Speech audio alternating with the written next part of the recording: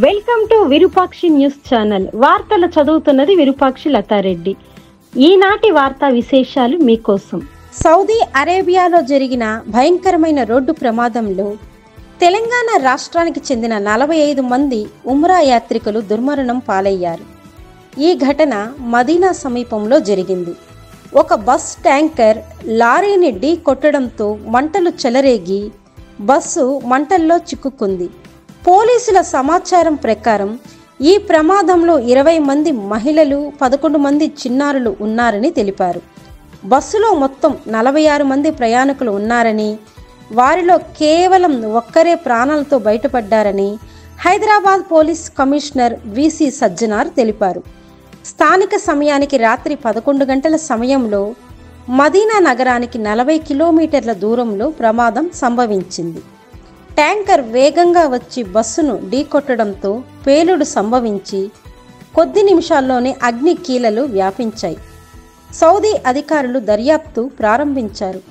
జెడ్డాలోని భారత కాన్సులేట్ అధికారులు వెంటనే సంఘటనా స్థలానికి చేరుకొని సహాయక చర్యలు చేపట్టారు. అక్కడి ఆసుపత్రులలో బాధితులను గుర్తించే ప్రక్రియ వేగవంతంగా కొనసాగుతుంది.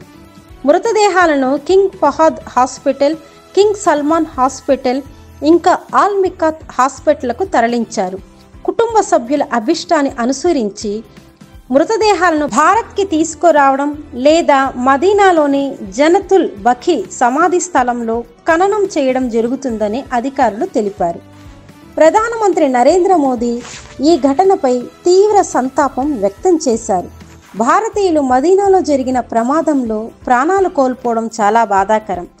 కుటుంబ సభ్యులకు నా ప్రగాఢ సానుభూతి. గాయపడిన వారు త్వరగా కోలుకోవాలని ప్రార్థిస్తున్నానంటూ ఎక్స్ ప్లాట్ఫామ్లో ఆయన పోస్ట్ చేశారు. విదేశాంగ శాఖ మంత్రి ఎస్ జయశంకర్, మైనారిటీ వ్యవహారాల మంత్రి కిరణ్ రిజిజు కూడా విషాదాన్ని వ్యక్తం చేశారు.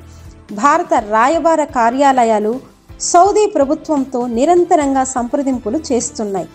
సౌదీ అరేబియాలో జరిగిన ఈ ప్రాణాంతక ప్రమాదం తెలంగాణ రాష్ట్రాన్ని, దేశవ్యాప్తంగా ఉన్న కుటుంబాలను విషాదంలో ముంచివేసింది.